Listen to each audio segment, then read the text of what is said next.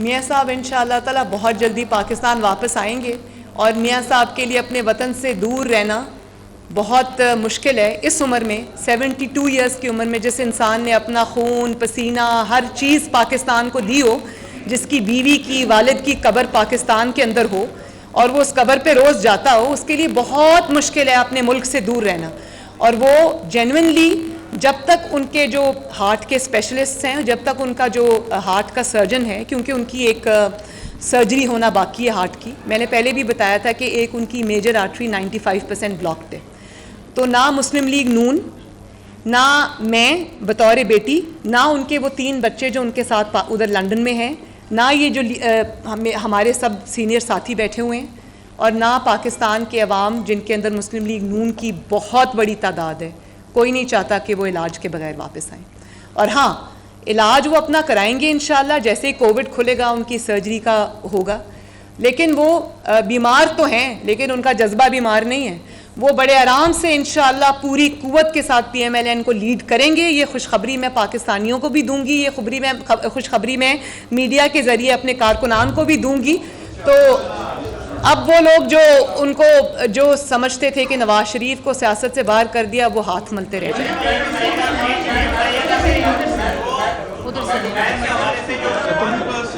जी जी, last 2 questions please. I can't hear you.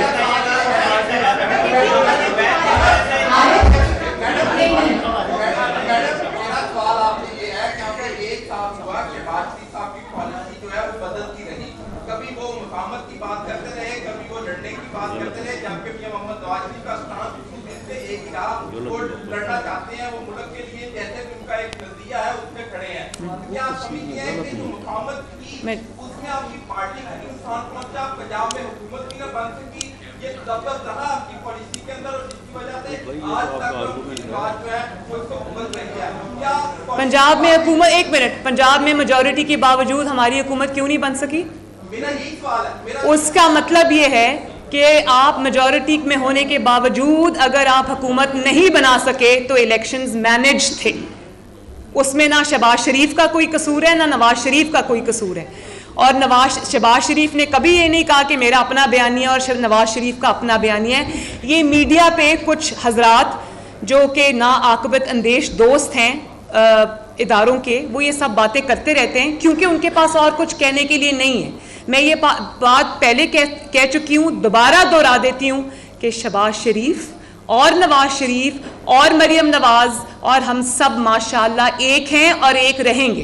जी आप बताइए, SECP से जो डेटा गायब हुआ है, SECP से डेटा गायब कैसे हुआ है? वो तो पब्लिक प्रॉपर्टी है भाई, वो तो है ही पब्लिक के लिए, और ऊपर से आप उल्टा उसके ऊपर स्टे लेने के लिए आ गए।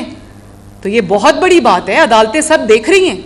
और मैं ये समझती हूँ कि अदालतों में जितने भी जजेस हैं वो सब इंसाफ अगर करना चाहते हैं, सब नहीं तो मेजॉरिटी ऐसी है जो इंसाफ कानून और आइन पे चलना चाहती हैं, उनके लिए बहुत बड़ी प्रॉब्लम है। Damned if you do, damned if you don't.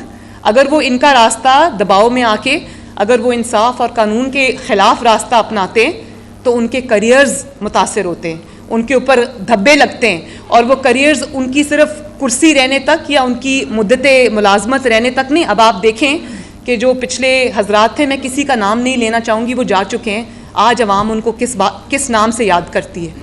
कोई डैम के नाम से याद करता है, कोई किसी और नाम से याद करता है। तो मैं नाम नहीं लेना चाहती। आज वो लोगों को फेस करने के काबिल नहीं है। तो अगर आप जजेस को ज़बरदस्ती डरा के धमका के दराजों में से उनकी चीज़ें निकाल के उनको ब्लैकमेल करेंगे तो उनके करियर्स के ऊपर धब्बा लगता है। और अगर वो आपकी बात नहीं सुनेंगे, अगर वो डिफाई करेंगे खड़े होकर और वो कहेंगे कि मैं कोई प्रेशर नहीं लूँगा, तो उनका काजी फाइज ईसा और जस्टिस शौकत सिद्दीकी वाला हाल होता है। तो जजेस के लिए भी हम बोलेंगे, क्योंकि जजेस का जो एक रुतबा होता है, जजेस का जो एक उनकी जो प्रोफेशन की रिक्वायरमेंट्स होती हैं, उसमें वो सामने कोड ऑफ कॉन्डक्ट जो होता है वो सामने आके बात नहीं कर सकते, पॉलिटिशियंस की तरह लड़ाई नहीं कर सकते, अपना मुकदमा नहीं लड़ सकते, लेकिन उसकी जिम्मेदारी भी हम पर आती है। हम उनके लिए भी लड़ेंगे, हम आप सबके लिए भी लड़ेंगे। जब आपकी आवाज़ बंद की जाती है, आप लोगों में से बहुत सारे ऐसे जो बहुत देर से हमारे खिलाफ भी रहे हैं, आप लोगों में से कुछ बहुत सारे ऐसे हैं जिनको धमकियां मिल रही जो पैनामा केस का प्रचार करने वाले थे। मैंने उनके लिए भी आवाज़ उठाई और मैं उठाऊंगी उनके लिए आवाज़, क्योंकि मैं ये समझती हूँ कि मीडिया को भी ज़रूरत है सपोर्ट की। मीडिया अगर कभी गलत कर भी जाए, अगर वो खिलाफ कोई बात कर भी जाए, लेकिन फिर भी मीडिया की आंख बहुत ज़रूरी है। एक डायरेक्शन देना पाकिस्तान को, उसके लिए मीडिया बहुत स्ट्रॉन्ग पिलर है, इसलिए मैं उसके लिए भी आवाज़ उठाती हूँ। और अगर आसिम सलीम बाजवा साहब का केस जो है वो अदालत खुद नहीं उठाती, सो मोटो इस पे नहीं लेती, तो फिर ये मेरे बड़े बैठे हुए हैं, हम इसको पीडीएम में लेके जाएंगे, हम इसको रेबर कमेटी में लेके जाएंगे, एपीसी में लेके जाएंगे और इस पे कोई जॉइंट फैसला करेंगे इंशाल्लाह। लेकिन ये बात अब जाएगी नहीं, अब जवाब देना पड़ेगा कि शहबाज शरीफ के साथ अगर कुछ साबित नहीं हुआ, उसको आप पकड़ लेते हो। राना सनाउल्लाह की गाड़ी के अंदर से कुछ भी नहीं निकला और उसके ऊपर आप हेरोइन रखने का मुकदमा बना देते हो।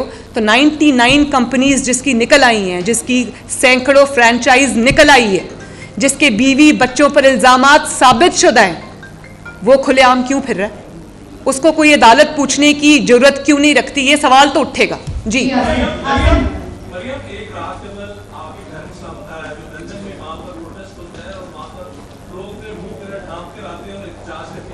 और आज जो है शहबाज शरीफ की गिरफ्तार होती है, आप क्या देख रहे हैं कि मुमासलत है नवाज शरीफ को चुप कराने के लिए? और साथ साथ ये भी फाइनली बताइएगा, क्या अभी भी आपको पाकिस्तान अदलिया पर इत्मीनान है कि आप लोगों को इंसाफ मिलेगा? क्योंकि नवाज शरीफ साहब का केस भी अभी पेंड है और अब शहबाज साहब को अगर रिलीफ मिलेगा तो वहीं से मिलेगा, तो इस हवाले से बताइए। दो चीज़ें आपने पूछी हैं। एक तो कल जो मियाँ साहब के रेजिडेंस के नीचे एहतजाज हुआ है, सबसे बड़ा उस एहतजाज का जो उस एहतजाज को एक्सपोज करने वाला पॉइंट था वो ये था कि उन लोगों में इतनी हिम्मत नहीं थी, उन लोगों में इतनी जुर्रत नहीं थी कि वो अपने मुंह ढके बगैर आ जाएं। उन्होंने, मैं आपको बताती हूँ, उन्होंने हुडीज़ पहनी हुई थी जो हुडीज़ ने उनके माथों तक कवर किया हुआ था, उसके बाद उन्होंने अपने चेहरे ऐसे ढके हुए थे। अगर इतना ही आप इस कॉज में बिलीव करते हैं तो चेहरे ढके क्यों आए थे बुज़दिलों की तरह?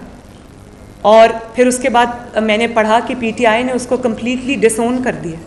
तो नामालूम अफराद होते हैं। उनको मैं ये पैगाम देना चाहती हूँ कि जो नवाज़ शरीफ जेलों से नहीं डरा, जो नवाज़ शरीफ अपनी बीवी को बिस्तरे मर्ग पे छोड़कर जेल बर्दाश्त करने, अपनी बेटी जिसको वो हमेशा साथ पर्दों में रखा करता था और अपनी बेटी के बारे में ओवर प्रोटेक्टिव था, वो उसको पकड़ के, एक ख़ानदानी रवायात होती है ना, हमारा एक मशरक़ी ख़ानदान है, वो उसको जेल में गया, उसके साथ 2 दफ़ा उसकी बेटी जेल गई, उसने वो भी बर्दाश्त किया, उसने बीमारी में जेल रहना बर्दाश्त किया, उसने सब जुल्म बर्दाश्त किए, लेकिन वो अगर पीछे नहीं हटा, अब पहले से भी ज़्यादा वो इस चीज़ पे ना सिर्फ मजबूत है, मजबूती से कायम है, बल्कि वो और ज़्यादा इसके ऊपर बढ़ चढ़ के अपना रोल प्ले करना चाहता है। तो ऐसे इंसान को डराना दुनिया की सबसे, और ये सोचना कि वो डर जाएगा ऐसे हथकंडों से, ये दुनिया की सबसे बड़ी बेवकूफ़ी है भाई। Thank you.